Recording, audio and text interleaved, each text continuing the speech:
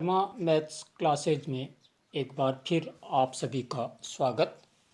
आज के इस वीडियो में हम चर्चा करने वाले हैं कि राजस्थान बोर्ड की कक्षा 12 ट्वेल्थ क्लास का परीक्षा परिणाम कैसे तैयार होगा।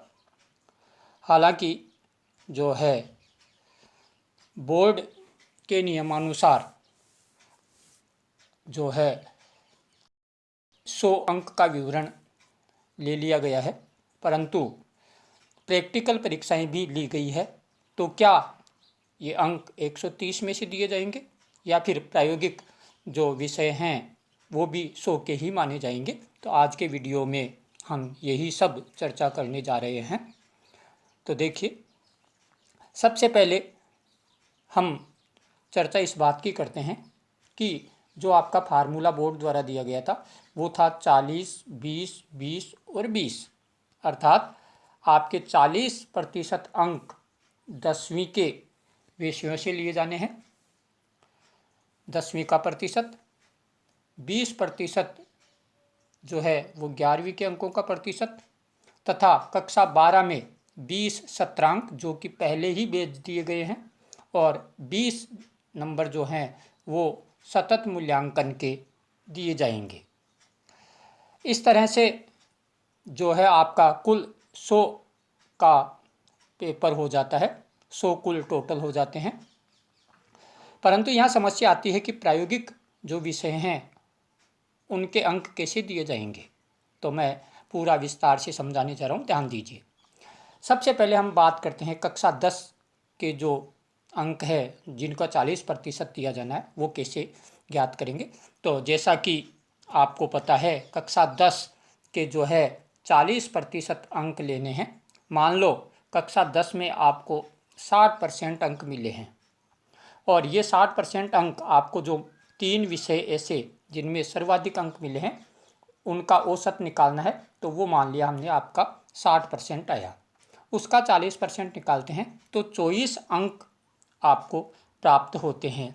ये 24 अंक आपके सभी विषयों में, हिंदी, अंग्रेजी, प्रायोगिक विषय जो भी है आपका, क्योंकि आर्ट्स वालों के प्रायोगिक विषय के रूप में भूगोल काम आता है, और फिजिक्स, केमिस्ट्री, एग्रीकल्चर, ये जो विषय हैं वो प्रायोगिक विषय हैं।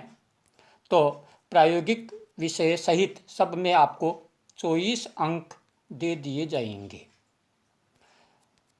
अब बात करते हैं कक्षा 11 के जो हैं अंक, उनका 20%, कक्षा 11 का 20% लेना है, और इसमें 3 विषयों का नहीं, इसमें कुल अंकों का 20% लेना है।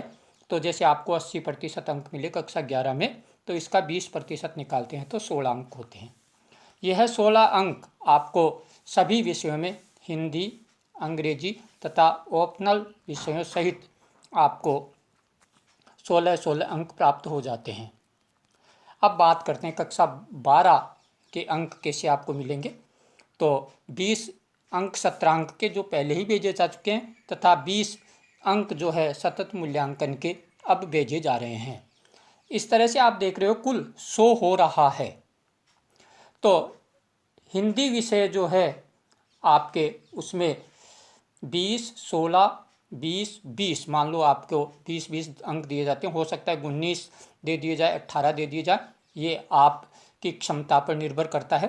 तो इस तरह से हिंदी में कुल 80, अंग्रेजी में भी 80, अर्थात सभी विषयों में आपको 80-80 अंक प्राप्त हो गए हैं। परंतु अब बात आती है जो विषय जिनमें प्रैक्टिकल्स होने थे उनके अंक कैसे निकालेंगे। उसके लिए ध्यान दें, आपके जो हमने विषय 1, 2, 3 ये प्रायोगिक विषय हैं, तो जो आपको ये अंक प्राप्त हुए हैं 100 में से 80, 80, 80, इनका 70% निकाला जाएगा। और इनका 70%, जैसे 80% ये बन रहे हैं तो उनका 70% निकाला 56, 56, 56, 56, ये प्रायोगिक विषयों में आपको 70 में से दे दिए जाएंगे। अब बच्चे आपके प्रैक्टिकल के 30 अंक, जो यहाँ प्रैक्टिकल हुए हैं उसके आधार पर आपको कितने अंक मिलते हैं, 29, 28, 27, उसके आधार पर ये अंक प्राप्त हो जाएंगे। इस तरह से जो प्रैक्टिकल विषय है उसमें अब आपको 56 + 30 या 29 जो भी हैं उसके अनुसार अब आपको 86 अंक प्राप्त होंगे। 86, 86, 86। इस तरह से आपको नॉन प्रैक्टिकल विषयों के बजाय प्रैक्टिकल विषयों में अंक ज़्यादा प्राप्त होंगे। अब आपका परीक्षा परिणाम का अंतिम रिजल्ट क्या होगा, उसके लिए आपका टोटल जोड़ लिया जाएगा। जैसे ये आपके हुए 418, इनका प्रतिशत निकालते हैं तो ये 418 आपको प्राप्त हुए हैं 500 में से, तो इसका प्रतिशत निकालने के लिए ये आता है आपका 83.6, तो आपका फाइनल रिजल्ट 83.6% माना जाएगा। इस तरह से आपका कक्षा 12 का बोर्ड का परीक्षा परिणाम घोषित किया जाएगा। इस तरीके से आप स्वयं अपने अंकों का निर्धारण अभी कर सकते हैं और मालूम कर सकते हैं कि आपको कुल कितने प्रतिशत अंक प्राप्त होंगे। आज के वीडियो में इतना ही। वीडियो यदि अच्छा लगा तो शेयर कीजिए, लाइक कीजिए और सब्सक्राइब कीजिए। धन्यवाद।